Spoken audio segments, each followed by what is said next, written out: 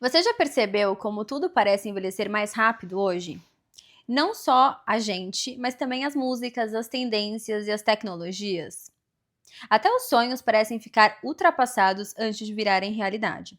Será que somos nós que estamos acelerando demais ou o mundo que está ficando velho antes do tempo? É sobre essa sensação de viver sempre atrasadas que vamos discutir no dia de hoje.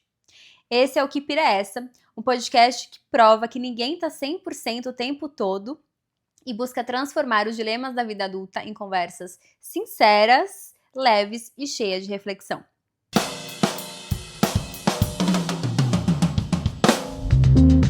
E para essa conversa super especial, eu chamei a doutora Érica Maia, uma médica psiquiatra super querida, que estuda de forma aprofundada sobre como o nosso tempo, nossas percepções e até as nossas referências mudaram nos últimos anos. A gente vai trocar ideias sobre o que significa ficar velho nos dias atuais, principalmente com as redes sociais, e como isso afeta a forma como vivemos, trabalhamos e nos relacionamos. Seja bem-vinda, doutora. Eu não vou chamar ela de doutora, porque ela não gosta que chame ela de doutora, eu vou mudar para Érica Maia. Muito obrigada, Aline. Tô adorando já começar esse papo com você. E eu gostaria de começar já trazendo aqui, diante da sua vivência, Érica, vou ter que me controlar para não ficar te chamando de doutora durante a conversa. Mas como que você vê o processo de envelhecimento hoje, dentro do consultório e até mesmo dentro do ambiente corporativo, já que você tem essa atuação dentro de consultorias, e aí você também pode comentar um pouco mais, porque é tanta coisa que se eu pegar aqui para falar, já vai tomar muito tempo. Não, só essas duas frentes que você trouxe já são, assim, um universo de coisa para falar em cada uma, né? Quando a gente pensa em consultório, por exemplo, quando eu estava falando do texto da introdução, eu comecei a pensar em pacientes mulheres, quando elas têm 40 e poucos anos, né, para mais. Por exemplo, eu tenho 38. Comecei a entrar nesse universo dos 40, né, vamos dizer, com a cabeça para os 40. E eu já olho para os 40 de uma outra forma, né, do que quando eu tinha a sua idade, né, um tempo atrás aí. O que eu vejo no consultório? Às vezes, quando a gente vai abordar questões de idade com a paciente, é muito difícil. Parece que você vai ofender a paciente quando você começa a trazer assuntos assim. Então, você pega uma mulher de 40 e poucos anos, que pode estar, por exemplo, ansiosa, com um quadro depressivo, que é, de fato, a demanda mais comum, né, de consultório. Às vezes você fala assim, mas você está acompanhando com um ginecologista? Você fez a tua dosagem hormonal recentemente? Né? Na tua família, com que idade normalmente as mulheres entram na menopausa? Porque daí tem anos antes da menopausa já começa sintomas físicos, sintomas emocionais, anos antes da menopausa. E às vezes pode ser com 40 e poucos. E até para abordar isso com a mulher é muito difícil. Porque tem uma resistência, tem uma negação. Claro que eu estou super generalizando a partir, né, dos contatos que eu tive, da experiência que eu tive. Mas existe uma dificuldade em aceitar o processo de envelhecimento, principalmente do lado da mulher. E quando eu falo principalmente do lado da mulher, porque é o conteúdo que a gente vê mais no dia a dia, mas do lado do homem isso também acontece, né? Você falou ali do corporativo. Acho que o que está mais associado ao corporativo nesse contexto de envelhecimento é, né, o que se fala muito aí pelos LinkedIns da vida, a questão do etarismo em relação à contratação, dificuldade de adaptação com tecnologia, que existe essa ideia, né, de que a pessoa um pouco mais velha já teria uma dificuldade maior de adaptação com tecnologia do que o mais jovem. Mas assim, cada um tem suas vantagens e desvantagens, vamos colocar assim, né? Seja experiência, seja conhecimento, seja flexibilidade cognitiva, que às vezes o mais velho tem um pouco mais adaptabilidade em algumas questões, mais resistência em outras. Né, às vezes mudança de cultura é um pouco mais difícil, mas se adapta melhor a determinados tipos de desafios. Então, assim, quando a gente começa a falar de envelhecimento em todos esses cenários, assim, a gente teria que destrinchar cada uma dessas situações, né, para poder realmente aprofundar, porque é uma questão que está sendo muito latente, porque a população está envelhecendo. Não sei o quanto as pessoas estão preparadas para isso, né? Seja nas suas casas, fisicamente, seja nas suas famílias, para cuidar das pessoas que estão envelhecendo, seja nos seus cônjuges, né? Então, assim, antigamente os relacionamentos duravam mais, né? Tem um pouco dessa fala, que eu nem sei se isso é verdade ou não, mas o quanto do envelhecimento também não pode estar impactando isso, né? Você olhando o seu parceiro envelhecer, reconhecendo o seu próprio envelhecimento nesse processo, olha quanta coisa acontece em tudo isso, né? Então, eu acho que é um assunto, assim, muito latente, que se fala muito pouco. A gente tem que falar mais sobre envelhecimento e tentar entender realmente o quanto disso tá no nosso dia a dia e a gente não tá percebendo, né? Às vezes, eu vou dar um exemplo assim, meu, tá? Um exemplo pessoal. Quando eu comecei a ter cabelo branco, uns anos atrás, a primeira vez que eu vi um cabelo branco foi tipo, "Ah, meu Deus do céu, eu tô com cabelo branco, preciso arrancar, se eu arrancar mais vai crescer mais, não é? Tipo, se eu arrancar um vai crescer mais, né? Tem aquela coisa Não é a solução. que não é real e também não é a solução, né? Então, comecei a olhar pro cabelo branco e falei assim, gente, olha esse cabelo branco, né? Olha a pira que eu fui entrando, mas assim, uma pira do bem, né? Porque foi, gente, eu tô tão sábia. Eu cheguei até aqui, maravilhosa. Gente, eu tô tão sábia. Olha esse cabelo branco, eu tô tão, meu Deus, já passei por um divórcio, né? Já tô num outro casamento, eu sou uma mulher tão sábia. E aí eu fiquei pensando o quanto daquele cabelo branco representava todos esses anos, tudo que eu vivi, todas as minhas experiências. E quando eu converso com amigas e mulheres mais jovens, o quanto eu consigo enxergar isso, né? Quanto que aquela moça vai viver ainda na vida dela, coisas que ela vai aprender, coisas que eu já vivi muitas vezes, e eu olho com isso dessa forma com muito carinho. Eu olho com muito, muito carinho. E eu fico pensando o quanto a gente carrega isso, com muita gente carrega isso com peso, né? Então eu tenho amigas da minha idade que carregam isso com muito peso. E tem muita resistência de aceitar que tá tendo que pintar o cabelo, alguma coisa nesse sentido. E aí, fora a questão do cabelo, eu percebi muito que mudou a forma que eu me vestia, né? Então, assim, dos 18 aos 30, eu me vesti de uma forma muito parecida, aos 30 e poucos, né? Então, às vezes, uma roupa muito mais justa, às vezes, uma barriguinha de fora o tempo inteiro, né? Tipo, eu tô nessa fase. Você tá nessa fase, né, amiga? Sim. Então, até o tipo de cores, e era sempre um padrão. Aí, de repente, eu nem pensava, né, como eu ia me vestir, era sempre do mesmo jeitinho. E aí, não que isso precise mudar ou não mudar, né? Longe disso seu ponto, mas tô dizendo que na minha história pessoal, eu fui percebendo esse envelhecimento quando eu quis mudar a forma que eu me vestia. E aí, de repente, tinham saias, ou tinham calças, ou tinham blusas que eu não me identificava mais. Que eu achava lindo, que eu já tinha usado 500 mil vezes, mas de repente eu botava e falava, gente, não tem mais nada a ver comigo isso. E querendo que tivesse a ver, mas ao mesmo tempo não tem nada a ver. Vou mudar um pouco, soltar um pouco mais a peça de roupa, às vezes até um tom mais de seriedade que tem a ver comigo, com a minha personalidade, mas sem querer fui percebendo essas nuances, mas não resisti. Fui abraçando e conhecendo essa nova Érica que foi surgindo, entendeu? Que aí que eu vejo que é o problema, né? Assim, o problema é a solução, mas onde mora a resistência de muitas pessoas, porque cada fase da vida a gente vai passando por um luto. E o quanto que as pessoas, elas querem resistir ao luto, né? E eu lembro que uma vez eu fiz uma publicação no Instagram, acho que já tem tempo, mas ela é super atual, a gente pode considerar ela, em que eu falava sobre a sociedade do Botox. Então, quanto que a gente precisa o tempo inteiro tá mascarando as nossas marcas, o quanto que isso também tá revelando a repressão das nossas emoções, porque para quem é muito expressiva, tem mais marca. Eu mesma já tenho algumas marcas aqui. E assim, até, né, eu tô com 28 anos e eu já recebi algumas provocações do tipo, olha, veja bem, acho que você tá precisando dar uma pensada no Botox. Teve até uma pessoa uma vez que virou pra mim e falou, olha, se você não começar a olhar pro Botox, você vai virar um maracujá de gaveta. Eu falei pra ela, cara, eu amo maracujá. Eu amo maracujá. Vai ser sensacional. Mas assim, existe uma pressão muito grande entre o próprio público feminino, né?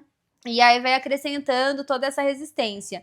E uma coisa que eu percebo na clínica, que eu atendo o público mais jovem, é mulheres na sua faixa ali dos 29 anos, como se estivesse no fim da vida. Então assim, eu não encontrei um marido ainda, eu não tenho uma estrutura financeira para ter filhos, eu não saí da casa dos meus pais, porque financeiramente eu ainda não estou em condições, eu não conheci o mundo, e eu não vou ter mais tempo para isso, sabe?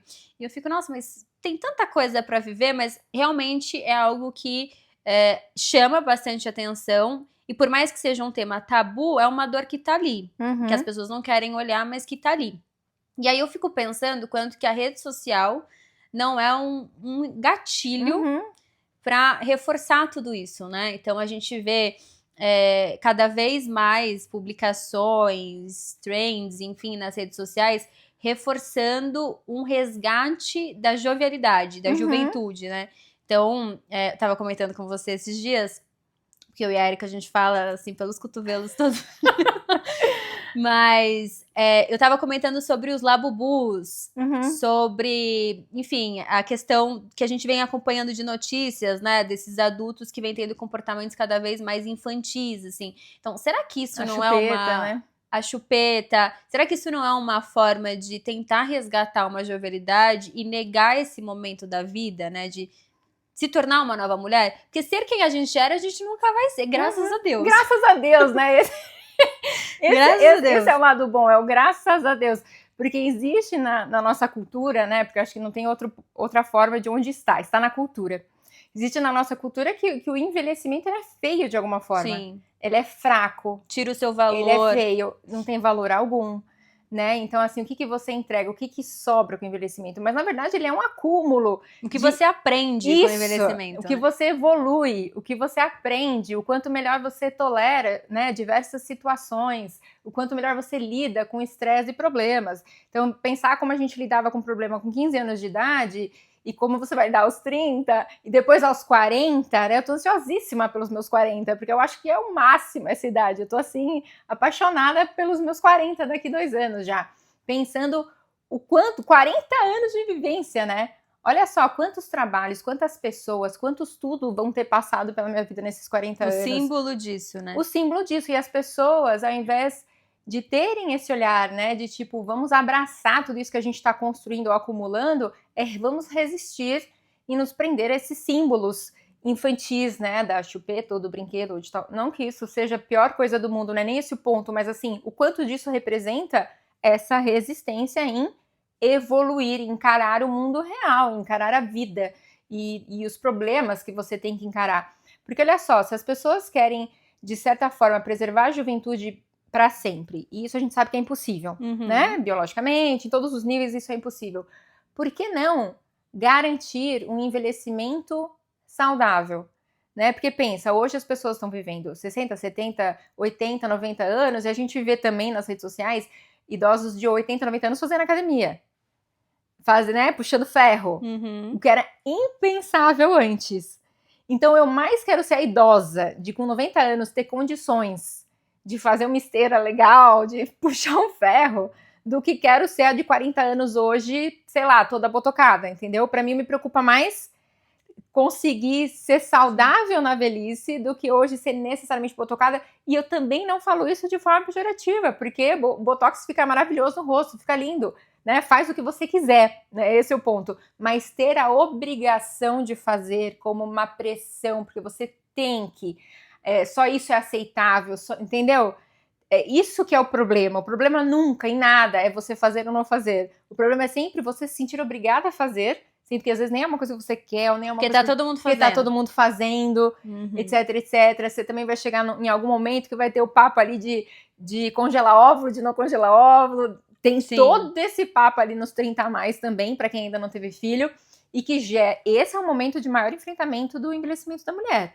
Se ela ainda não teve filho e ela pretende ter, e aí é uma questão biológica muito clara, né? Quanto mais velha você vai ficando, menor a chance disso acontecer naturalmente. E eu acho que é o grande enfrentamento do envelhecimento da mulher, é esse, o momento de eu quero engravidar ou não quero, mas enfim, nesse exemplo que eu tô dando, né? Eu quero engravidar, estou chegando à umidade e não tenho relacionamento para isso, e não tenho mais fertilidade para isso. Sim. Essa questão da gestação, acho que é o maior ponto de encarar realmente esse envelhecimento. E o quanto envelhecer e não ter tido essa gravidez que você fantasiou pode impactar também na tua saúde mental, no teu bem-estar de alguma forma, né? Porque também existe a regra da mulher. Tem muitas regras, né? Existe a regra da mulher ter o filho, ou conquistar todas essas coisas que você foi citando. Ah, cheguei em tal idade e não tenho isso, ou não tenho aquilo. É porque já tem um manual, né? Então, eu lembro quando eu fiz 15 anos, que era, nossa, agora eu virei madura, eu posso mandar em quem eu quiser, a vida vai ser diferente. Não mudou nada. Não, vai mudar com 18, aí com 18 não mudou nada, né? E aí você vai seguindo. Então, acho que isso vai mostrando também, pelo menos pra mim, mostrou que o meu ritmo não está alinhado com a minha idade. Então, eu posso, e a gente vê, né, mulheres jovens com 20 anos tendo muito sucesso, seja na internet, com a facilidade que tem hoje, né, das redes sociais e, enfim, novas profissões. Mas também pessoas do corporativo, que já vêm assumindo cargos de senioridade Muito cedo, né? Uhum. Então, é muito mais ligado ao ritmo do que propriamente à idade, mas parece que as pessoas não conseguem se desvincular desse número. Então, tem a questão biológica, a questão hormonal, como você trouxe, mas eu percebo que ainda existe um apego nessa questão de o meu valor vai ser anulado a partir do momento que eu chegar nessa fase da vida. Porque eu não vou ser mais desejada, porque eu não vou ser mais atraente. Meu valor depende sempre do outro, né? De como que o Depende do outro. me avalia. Exatamente. Tanto que a gente vê que, lógico, né? Não dá pra trazer generalizações, mas o tema envelhecimento, ele é uma dor muito maior para as mulheres. Porque a mulher, culturalmente, enfim, pela criação, ela já se coloca no lugar de ser desejada. E o homem, ser desejante, né? Totalmente o contrário ali. Então, fica num limbo. Mas olha, você falou dessa dissociação de alguma forma entre o tempo, o nosso ritmo e tudo mais, e eu pensei que isso funciona para os dois lados, porque o que eu vejo hoje são as adolescentes mulheres, né? Então, meu Deus do céu, quando eu tinha 15 anos, 17 anos, assim, a minha aparência era muito infantil comparada com 15, 17 anos hoje, né? Quando eu tinha 13, 14, então, meu Deus do céu, não tem nem comparação com 13 e 14 de hoje. Então, ao mesmo tempo, eu quero dizer, eu vou chegar lá, que a gente está sempre contra o que a gente é ou deveria ser. Então, quando a gente é adolescente, a gente quer ou acha que deve ser mulher, né? Então, é a maquiagem, é a produção, é o corpo, é a maneira que se expõe, é a maneira que se comunica. Então, a gente está dissociada disso também. A gente é jovem e não tá como jovem, a gente quer ser a mulher. Quando a gente é a mulher, a gente quer ser mais jovem. Quando a gente é a mulher mais velha, quer ser mais jovem ainda. E a gente tá sempre devendo, de alguma forma. Ou porque tem menos do que queria ter, ou porque tem muito mais do que queria ter, mais envelhecimento, ou menos idade do que queria ter. Enfim, a gente nunca está onde a gente está. Então, pensa no desconforto, que é o que a gente está discutindo aqui também, que isso causa na mulher o tempo inteiro. Né? Então, eu tenho sobrinhos adolescentes, por exemplo. Outro dia a gente estava conversando, eles estavam dormindo lá em casa, sobre, a fulana já tem namorado, e a fulana já perdeu a virgindade, né? Tá na escola, etc. E a ciclana não. E isso é uma questão entre os adolescentes, e talvez ser sexualmente ativo seja uma coisa, né, na cabeça ali do adolescente, de pessoas mais velhas. Legal. E aí quem não é sexualmente ativo se sente, às vezes, né, mais inferior. Então, o que eu tô querendo dizer é, em todos os momentos da nossa vida, a gente não aceita, ou a sociedade não aceita, ou te cobra para ser algo diferente do que tá coerente com o teu momento, né? E nas mulheres isso é muito, não sei que palavra usar, preeminente, ou muito intenso o tempo inteiro. Principalmente a questão da aparência, né? Claro que existe a cobrança de aparência com o homem, com todo mundo, é uma coisa humana nossa, da nossa cultura, cobrar da aparência, mas todo mundo fala, né? O homem mais velho, de cabelo branco, grisalho, tarará, é sempre o bonitão, é sempre o charmoso. É o coroa, como diz coroa. a minha avó, é o pão. Exato, o cara vai ficando mais velho e vai ficando coroa gato, né? O bonitão, etc. E a mulher, acabada. Aí a mulher, né? Até tem o coroa, mas geralmente não tão pejorativo, né? Até tem, exatamente. É mais restrito, também pode ser mais pejorativo, e ainda tem que ser uma coroa que malha, uma coroa, né, que se cuida, tarará. Agora o coroa, basta ter cabelo branco que ele já é o coroa mais charmosão. Não tem coroa de 30 anos. Tem uns coroas de 30 anos. Exato, então assim, todo mundo sofre, mas de um jeito ou não, essa cobrança da mulher, ela é muito pesada. Sim, e como lidar com isso no dia a dia, né, assim, porque quando a gente estava falando, né, de reconhecer o seu próprio valor, de reconhecer, acho que também envolve muito o saber digerir as experiências, então, muitas vezes eu fico nessa pressa de quem eu vou me tornar e eu não tô aproveitando todo o processo. Aí chega um determinado momento, putz, me tornei isso aqui. Como que eu faço pra voltar agora pra tentar aproveitar aquilo que eu perdi, sabe? E aí eu não consigo voltar. Então eu acho que cai em um momento da nossa vida, isso vai acontecer, eu acho que cada um tem esse movimento se manifestando em uma determinada fase, uns nos 40, outros nos 30. Eu acho que, eu percebo, né, que ultimamente isso vem aparecendo mais com antecedência do que vinha aparecendo antes. Antes eu era mais para os 45. Agora a gente já vê com precoce, 29, com 30 anos, uma preocupação aparecendo. E é como que no meu dia a dia eu consigo voltar a reconhecer quem eu sou hoje, quem eu estou me tornando, porque eu ainda estou me tornando alguém, em vez de eu ficar batendo na tecla de tentar ser quem eu fui um dia, né? Então, é comum a gente ver... E tudo bem, estilo é uma coisa, né? Cada um vai ter seu estilo de acordo com a fase da vida, beleza. Mas quando a gente começa a atribuir o nosso estilo, a nossa aparência, o jeito do cabelo, que nem é muito comum de ouvir, mulheres mais velhas não tem que ter cabelo comprido, ficar mais bem no cabelo curto. Outro clássico. Né? Então, diante de tentar se encaixar nesses padrõezinhos, assim, a gente vai perdendo a nossa própria identidade. Mas como ser... Você fala assim, vou me tornar. Como se, em algum momento, alguém se tornasse uma coisa icônica e me tornei, né? Tipo, agora eu sou isso e acabou. Como se a vida não fosse um processo contínuo o tempo inteiro, né? Você tá sempre se tornando algo, né? Você tá se tornando mais velha, você tá se tornando mais impaciente, você tá se tornando mais sábia, você tá se tornando mais cuidadosa com você mesmo. Você tá sempre se tornando algo, né? Mas eu acho que quando a gente é mais jovem, ou mesmo a gente leva isso muitas vezes, se a gente não faz essa reflexão, a gente tem sempre a ideia do que a gente quer se tornar. Essa posição no trabalho, essa condição de relação, eu quero me tornar aquilo. Tá, e daí? Você se tornou aquilo, beleza. E aí? Acabou? Então, acabou a vida. Era isso, era se tornar isso? Vou saber curtir isso que eu me tornei? Ou eu não sei curtir o momento, que é o que você estava falando, eu só sei ir buscando coisas para eu ser, e aí quando eu sou, não sei ser aquilo, porque eu só sei viver para a próxima coisa que eu quero me tornar? Né? Então, e por que eu quero me tornar aquilo? E por que eu quero me tornar aquilo? Exatamente. Então, acho que a questão que você trouxe é: vamos então descobrir o que importa para mim. Essa é a única coisa na minha cabeça que faz sentido. Não, e você dizendo isso, eu lembrei do meu primeiro contato com você. Já foi assim, ó, na lapada.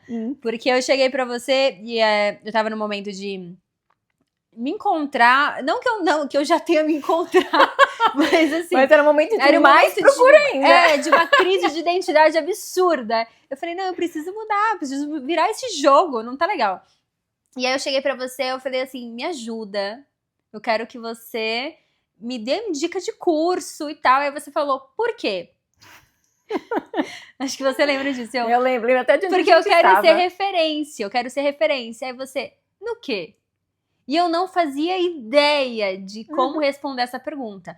E aí depois você me perguntou assim, mas por que você quer ser referência? E eu fiquei exatamente com essa cara. Tipo, não faço a menor ideia. E aí conforme, eu lembro que daquele dia até hoje, isso faz o quê? Uns 4 anos mais ou menos. Até hoje, toda vez que eu me pego pensando assim, nessa ânsia de ter alguma coisa, aí eu paro e falo, mas por quê? Mas pra onde que eu tô indo? Por que eu tô querendo isso? Eu tô querendo ser referência pra quê? Pra mim ou é pros outros? Eu tô querendo esse cargo pra mim ou é pra mostrar pros outros? Porque, tudo bem, se faz sentido pra você, não, eu quero chegar, eu quero fazer isso aqui pra mostrar pras outras pessoas, ok. O problema é que você não vai conseguir sustentar isso. Né? Porque na hora de viver aquela situação, é você que vai ter que lidar com o pós de uma cirurgia plástica, é você que vai ter que lidar com a insatisfação que pode surgir diante das suas aparências, diante de um trabalho. Ou com a frustração de alcançar aquilo por outra pessoa e não sentir nenhuma recompensa com isso. Porque o outro não vai chegar e falar, obrigada por me agradar, você fez tudo o que eu queria, muito bom. Ninguém vai fazer isso, e mesmo se fizer, né? Qual o impacto que isso é pra ter em você ou vai ter em você? Vem no momento e vai embora. Né? Mas a gente tá nesse... E é isso, acho que já há muito tempo existe essa pressão com relação à aparência, mas eu acho que em era de rede social, onde o meu valor está puramente na minha aparência... E quantificado, né? Porque na rede social tudo é quantificado. É o número de curtidas, é o número de compartilhamento. Então é extremamente quantificado. Aquilo que era subjetivo, né, entre aspas, o amor ou a admiração das pessoas sobre você, agora é totalmente quantificada, comparável, né, olha, a coisa que mais tortura o ser humano é a comparação, então, extremamente comparável e dentro de um universo extremamente artificial. E quando a gente entra em rede social, aí tem o filtro, aí tem não sei o que lá, aí tem a história mal contada, fingida lá da vida feliz, e aí tem não sei o que lá. Então, além de ser aquela triste situação da comparação que arrasa com todo mundo, além disso, né, é uma comparação mega injusta, porque você está comparando com algo que não existe, que é artificial, etc. E aí me preocupa, assim, o impacto que isso tem nas pessoas mais jovens, né, porque hoje a gente tá com a cabeça mais ou menos, ok. Mais ou menos mais ou menos, mais ou menos ok, mais ou menos formada. Mas, meu, se eu tivesse 14 anos hoje, se eu tivesse 11 anos hoje, né? Quando eu tinha 11 anos, nem existia internet, entendeu? Não existia. Pelo menos não na minha casa, não na minha vida. Não existia. Eu só fui ter internet no ensino médio, tá? Isso é verdade. Então, assim, se eu tivesse 11 anos hoje, convivendo com redes sociais, e mesmo quando tinha internet não existia rede social, enfim, tem toda essa questão. Mas eu fico pensando como que a Erika, né, de 11, 12, 13 anos, ia ser impactada por isso, por esse universo. Eu não consigo nem imaginar. Eu não consigo nem imaginar como que eu ia ser impactada. Mas eu acho que ia ser terrível. Como deve estar sendo terrível realmente para essas pessoas que vão crescer nesse universo de comparação, e comparação em todos os níveis, da aparência, do sucesso, do financeiro, da vida, do universo de possibilidades, né? A vida do influencer, né? O quanto que isso representa, qual é a representatividade daquele influencer milionário que deu tudo certo em relação a todo mundo que está tentando isso a rodo há anos, né? Será que o jovem tem noção disso? Como que vai ser a saúde mental desse pessoal, que eu não faço a menor ideia, a gente nem tem essa resposta. Mas como que vai ser a saúde mental desse pessoal que começou tão novinho, né? Como se fosse o equivalente a um artista mirim, de televisão, de filme, né? Que sempre existiu, mas agora nesse universo de internet, como que vai ser a saúde mental desse pessoal adulto, né? Porque as histórias que a gente tem de Hollywood, dos artistas mirins, muitas histórias ruins, desfechos ruins. Então, se a gente faz um paralelo, um equivalente a isso, como que isso vai acontecer? Então, enfim, esse universo de rede social é uma tortura, né? E até contraditório, né? Porque as redes sociais, elas têm o propósito de conectar pessoas. Só que ela não conecta pessoas, ela conecta uma pessoa a uma aparência, a uma imagem, a uma ideia. Porque acho que esse propósito, a gente pode, se quiser, assim, militar muito também. Não tem propósito, né? Porque uma bandeira. O propósito é levar o lucro para o investidor que criou a rede social e está investindo naquela empresa. Acabou. Né? Então não existe propósito da rede social. O propósito, né, espiritual da rede social, propósito humano da rede social, conexão. Não, beleza. Vamos usar uma ferramenta que alguém inventou e está lucrando com isso para nos conectar. Legal. Então a gente, enquanto sociedade pública que consome, vamos criar um propósito para isso. Mas o propósito é um só. Né, levar o dinheiro para quem está investindo naquilo. Sempre lucro. E por que isso? Por que é importante fazer essa militância aqui meio capitalista? Por quê? Porque, no final das contas, essas coisas que estão sendo criadas para comparação é só para que a gente consuma mais e mais e mais e mais, né? Que a gente deseje, que a gente fique mais inseguro, que a gente consuma mais, que daí aparece a propaganda da maquiagem, que eu vou querer aquela maquiagem porque não sei quem estava usando, e aí eu vou consumindo, e aquilo patrocina, etc. Essa bola de neve toda, no final das contas, é o único propósito da rede social. E a gente fica consumindo nesse propósito que a gente cria de conexão e consegue em algum nível, né? Se eu pensar assim, poxa, eu tenho pessoas muito antigas, da época de escola, na minha rede social, que eu consigo ver o que a pessoa tá fazendo, é curioso, é legal, às vezes, né, só uma curiosidade, então, em algum nível, né, você consegue ali trocar uma ideia, mandar um parabéns, alguma situação assim, tem algum nível de conexão. Mas o que mais tem? Das pessoas que eu tenho nas minhas redes sociais, quanto delas são pessoas que de fato marcaram a minha vida e que eu estou me conectando genuinamente, e quantas que eu estou me conectando porque eu acho super legal a família que ela tem, porque eu acho super legal a casa que ela mora, enfim, né? A gente até mudou o assunto aqui, a gente saiu de envelhecimento e foi para a questão das redes sociais. Que também, querendo ou não, é um envelhecimento, e no caso das redes sociais, pra mim foi péssimo, porque eu preferia a questão do MSN e do Orkut do que hoje o Instagram e o TikTok. Acho que nem sei se eu posso falar isso nas redes sociais, ser banida.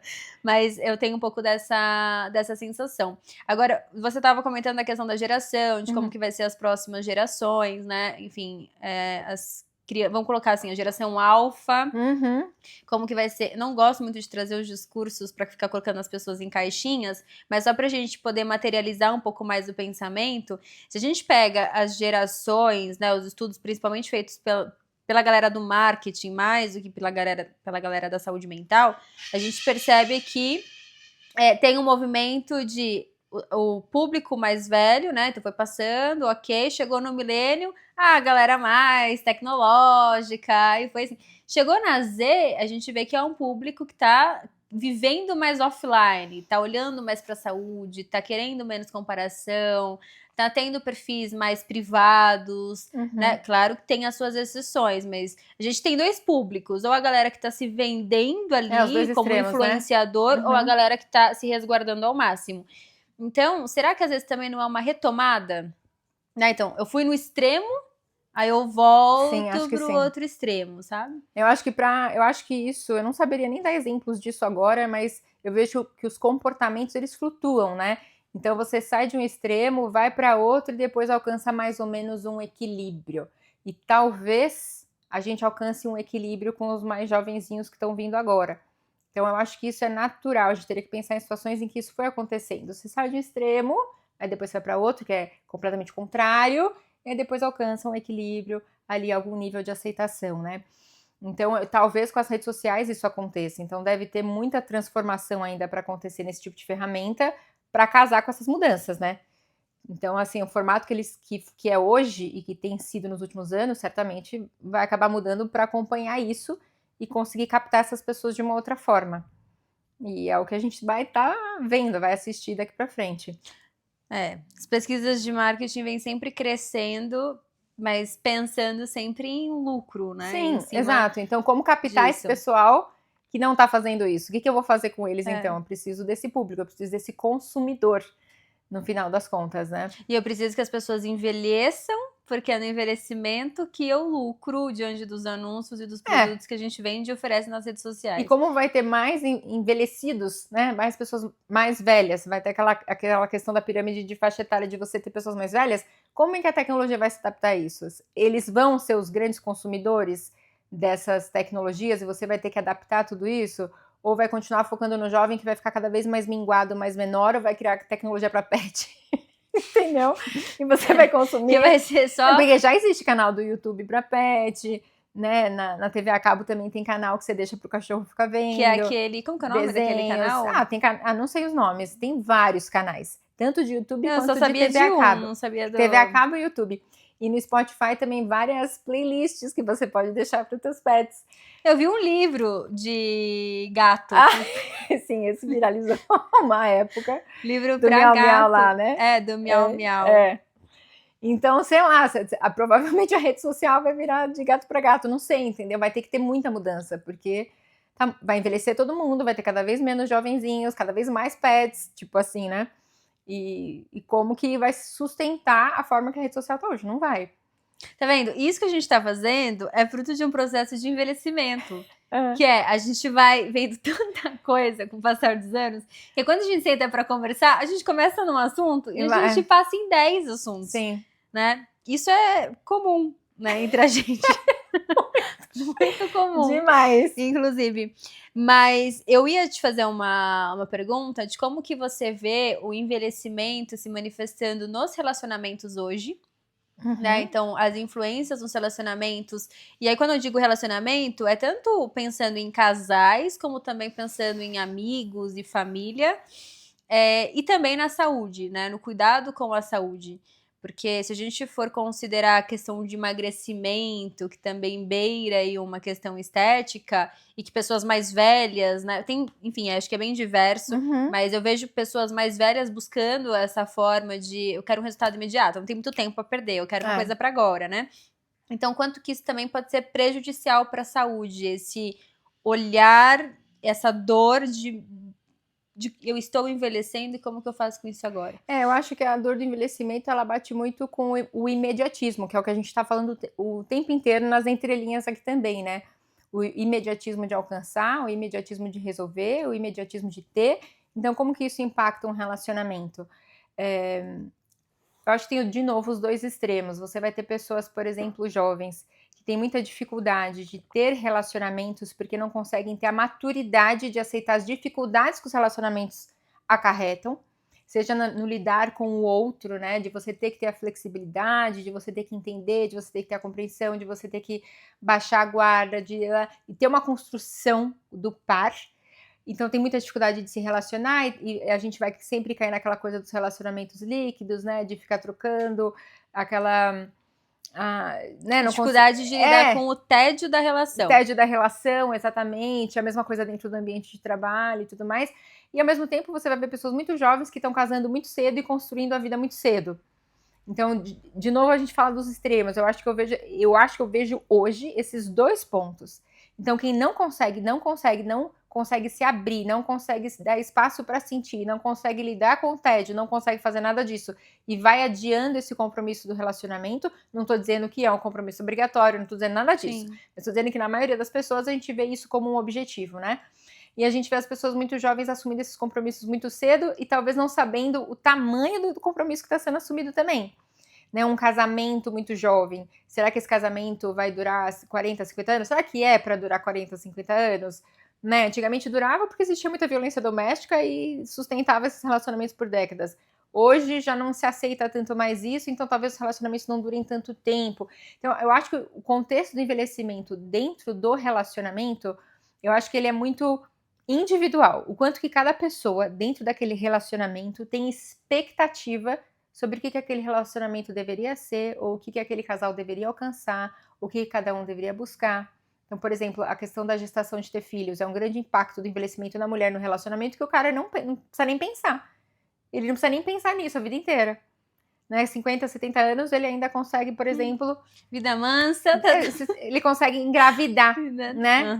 Uma mulher. Agora, a mulher com 30 e poucos anos já está atrasada de estar pensando nisso. Já deveria, entre aspas, estar congelando o óvulo ou fazendo qualquer outra coisa. Então, olha, na metade da idade do cara, ela já tem que estar com essa preocupação. E por conta disso, ela já tem que, aspas, se ela quer isso, né? Ela já tem que ter o relacionamento, ela já tem que buscar o casamento, ela já tem que isso ou aquilo, muito mais jovem do que o homem deveria ter essa preocupação.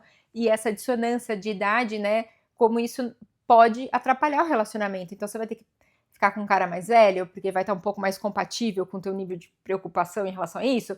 O rapaz muito jovem não quer nem saber disso, e aí você vai estar trazendo todas essas questões para ele, vai ser demais. Então, acho que existem vários pontos relacionados ao envelhecimento que impactam o casal. Acho que a questão da gravidez é uma delas, a questão, como eu falei, da aparência, de você ver o teu cônjuge envelhecendo, né? Então, vocês começaram a namorar com 15, 18, 20 anos, de repente, um olha para a cara do outro e tá bem longe daquela aparência que tinha no começo. Será que isso impacta? Será que vai dar uma crise num dos dois? Será que isso pode ajudar a levar a comportamentos de infidelidade? O tédio do relacionamento, ou a frustração com a imagem do outro, ou com a sua própria imagem, né? De você não estar se gostando e precisar da validação de mais alguém que não seja o seu cônjuge. E aí a gente já puxa o quanto o envelhecimento pode levar a esse tipo de comportamento também. Então, assim... aí até puxando o gancho do que você tá comentando, eu penso que até a traição, ela é muito... Eu vou colocar até um termo, nem sei se existe, autotraição, sabe? Então, é muito mais fácil a mulher trair a si mesma diante de um processo de envelhecimento. Então, eu tô num relacionamento que não tava fazendo sentido pra mim, mas, poxa, eu acho que tá tarde demais pra eu buscar uma outra vida, pra eu buscar uma outra pessoa. Não tô mais desejante, né? Desejada como eu era antes. Então, a pessoa vai se permitindo ficar dentro de um relacionamento cada vez mais tóxico, ela vai se traindo. Eu acho que o envelhecimento, de alguma forma, ele traz isso, essa autoanulação, sabe? Essa dificuldade de conseguir se perceber, de fato, e acabar se permitindo a coisas que... Não que mais jovens não se permitiria, acho que tem várias questões aí né, que a gente poderia se aprofundar, mas aí tomaria muito tempo. Mas esse é um ponto que eu percebo, porque também quando você tá dentro de um relacionamento com uma pessoa que te faz bem, que você tá aproveitando esse processo, essa vida com ele, não vai chegar do nada e você vai olhar pra cara dele e falar, nossa, mudou de repente, né? Do nada, cara, sua pele era igual de bebê e agora, tipo, né, acho que não, mas desde que eu esteja, de fato, vivendo com essa pessoa. Né? E não somente ali dentro de uma relação. E não só buscando objetivos e coisas que você quer, né? Porque também tem isso. Eu casei, agora eu tenho que Tem uma casa, agora eu tenho que engravidar, Dá agora eu tenho que não sei o quê, check. vai fazendo check, né? Uhum. E aí, quando você é jovem e tem essa mentalidade, que é a mentalidade muito ansiosa, inclusive, o que acontece depois que você alcança tudo, entre aspas? O que acontece? Qual o tamanho do vazio? Como que você vai lidar com esse vazio? Aconteceu tudo, me tornei tudo. Agora eu passei os últimos 30 anos da minha vida só buscando. Como que eu vou viver o momento presente? Eu sei viver o momento presente? Eu sei o que o meu eu presente quer? Ou eu só sei buscar objetivos? E depois que eu alcanço esse objetivo, eu quero outro objetivo, ou eu vou curtir esse objetivo, eu vou curtir essa casa, eu vou curtir essa gestação, eu vou curtir esse casamento. Ou eu não sei curtir esse casamento porque eu tô casada há 10 anos só vivendo objetivos, eu não sei nem olhar na cara dele e o que conversar, porque a gente só conversa sobre planos. Então, assim, né, mesmo quando você alcança tudo, o que é esse alcance? Né, essa meta que você alcançou? E o que você faz com isso? O que você vai fazer com esse teu eu presente, porque você nunca esteve presente no teu presente, você só foi atrás das suas Você metas. vai adiando. Porque, É até interessante, porque no fundo você tá buscando envelhecimento, né? Isso! Você tá, exatamente. Né? Você parece assim, é corrida contra o tempo. Eu preciso alcançar isso antes de envelhecer. Mas, na verdade, você só tá buscando o depois. Né? E a tua juventude, né? A sua jovialidade, aí você não tá sabendo curtir e nem se preparando para o momento em que você de fato estiver velho e aprendendo a curtir isso. Né? Que nem quem resolve. Vou trazer de novo essa questão da gravidez, porque é muito associado aqui ao feminino, mas é que nem você querer engravidar e não se preparar mentalmente para isso.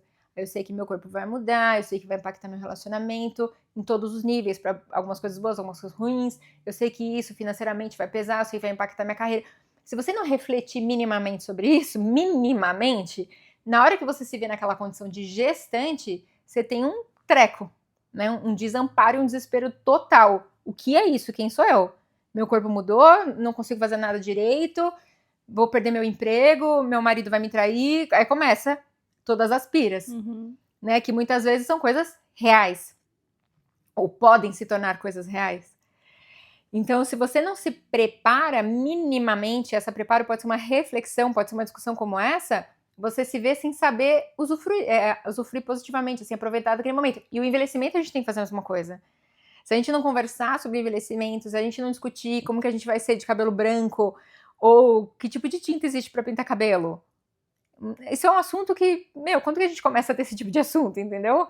Ou, será que eu vou usar mais saltinho ou menos saltinho? Será que vai doer se eu usar saltinho quando eu for mais velha? Será que eu vou dar conta de fazer academia? Como que eu vou fazer? Como que eu vou trabalhar? Ai, vou chorar aqui. Quantas horas eu quero trabalhar? Será que eu vou ver minhas amigas? Será que eu vou estar vivendo em função da minha família, dos meus filhos, ou sei lá o quê? Eu acho que se a gente não reflete sobre isso, quando o momento chega, a gente não vê que ele chegou, ou a gente não sabe aproveitar todas as partes boas daquilo. Porque tudo tem parte boa e parte ruim. Tudo. Mas aí eu penso o quanto que é bom. Uma coisa, deixa eu tentar reformular aqui o meu pensamento. Mas algo que eu costumo pregar ultimamente, por mais que eu não leve isso à risca na minha vida, assim, né? Porque eu sou uma pessoa que sempre busca respostas de tudo, né? E pra mim é angustiante buscar respostas de tudo, porque nem sempre eu vou ter, ou eu vou ter a resposta, eu não vou saber o que eu faço com ela. Então eu fico perguntando, assim, será que ter todas as respostas para suas perguntas faz sentido para você? Porque às vezes eu fico perguntando para mim, como que eu vou ser na velhice? Aí eu fico tentando ter ali um roteiro, né?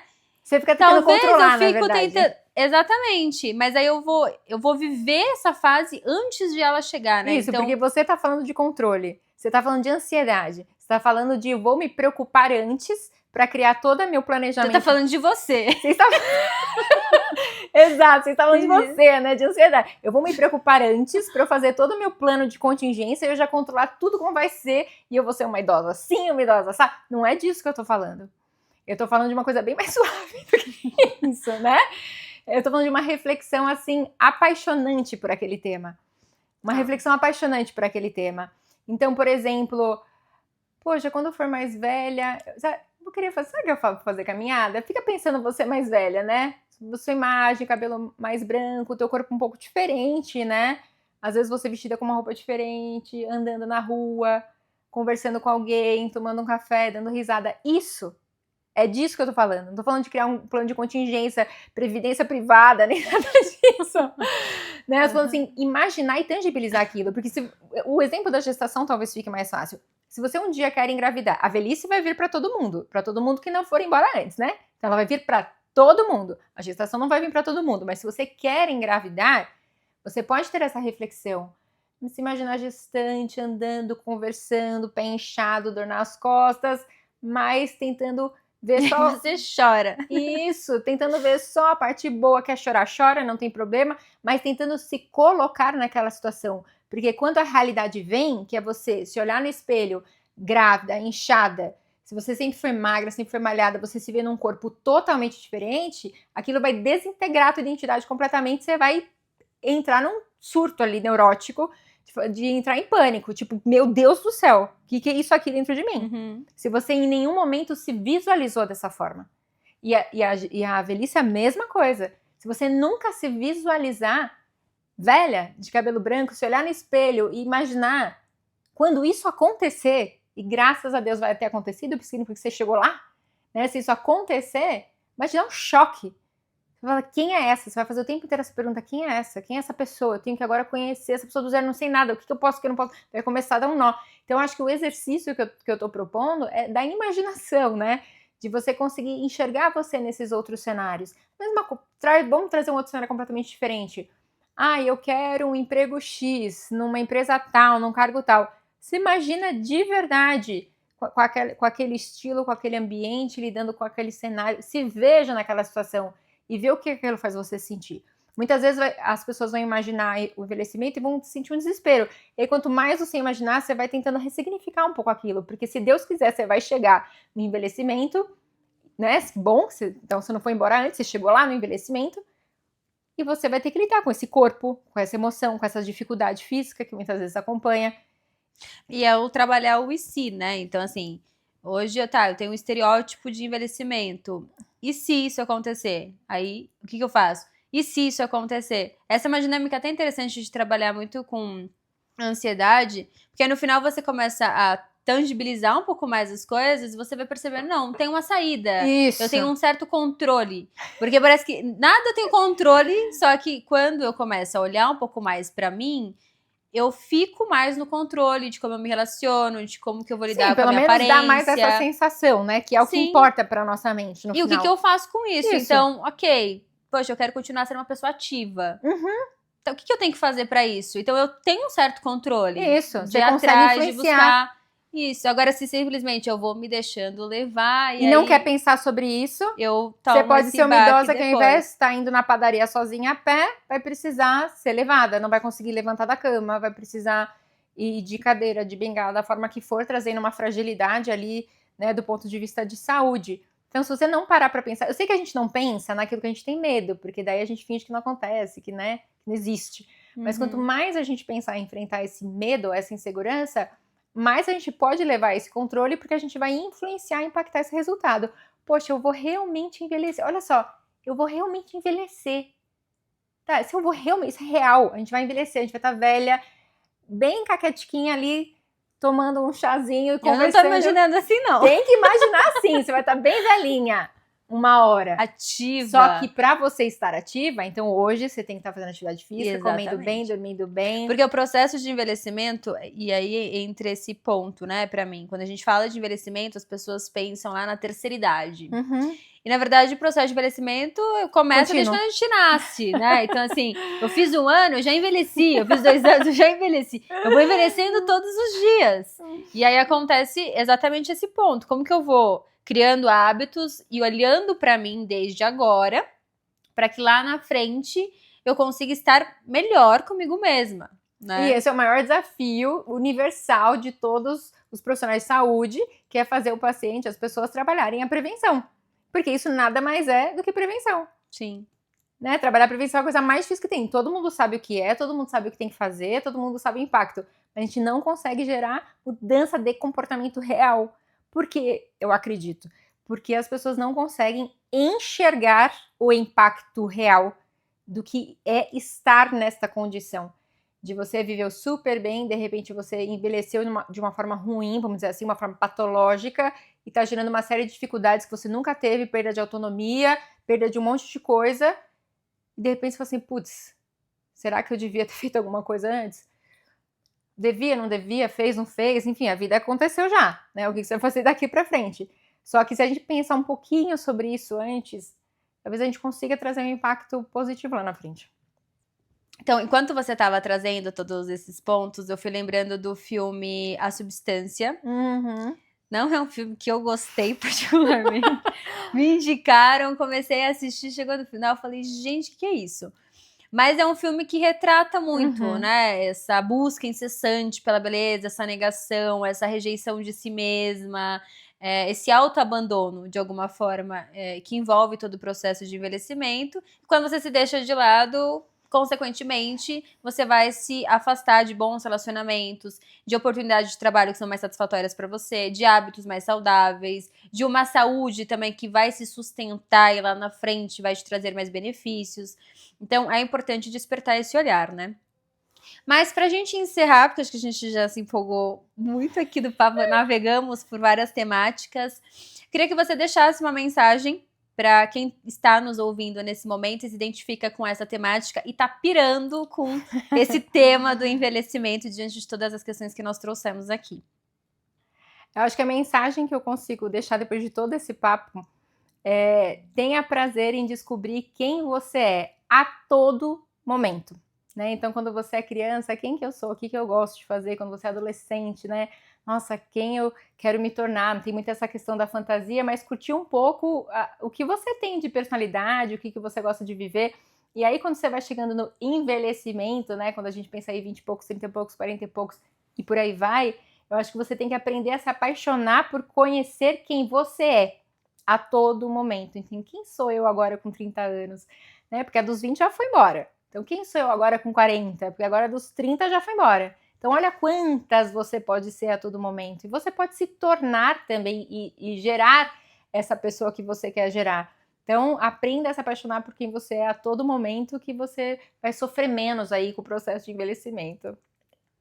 E não buscar se definir, né? Acho que a mensagem que fica desse episódio é exatamente essa. Quanto mais eu busco me definir, mais paralisada eu fico e menos eu consigo aproveitar o processo, que o processo é a vida, né? Tanto que quando a gente morre, vem aquele discurso de cumpriu a missão, né? Então aqui, acabou. A gente cumpriu todo o propósito e a gente precisa estar sempre se descobrindo. Então, acho que estar aberta para isso é o começo, né? Eu sei que o envelhecimento envolve várias questões, várias dores e existem suportes para acolher tudo isso, né? Aqui, como área de saúde mental, eu posso falar disso. Mas uma rede de apoio, pessoas que te façam perceber coisas que você gosta, o que você valoriza no seu dia a dia, o que você não valoriza, quais mudanças que você está percebendo no seu corpo, quais mudanças que você está percebendo no seu estilo de vida. Acho que tudo isso vai te dando direções para acompanhar esse processo, que não tem como a gente fugir, ele acontece. E que bom que ele acontece, porque hoje já passei por umas crises de identidade e olha, dou graças a Deus que o tempo passou, viu? Se você tá pirando com a pauta aqui do envelhecimento, comenta aqui no vídeo, pirei, deixa a sua mensagem, segue a gente lá no Instagram, vou deixar aqui o Insta na descrição, também vou deixar uma mini bio da Érica, doutora Érica, na descrição, para vocês conhecerem um pouquinho mais a respeito dela. E caso tenham dúvidas, angústias relacionadas a esse tema, procura a gente, manda uma mensagem e a gente vai mantendo esse contato. Então, até o próximo episódio.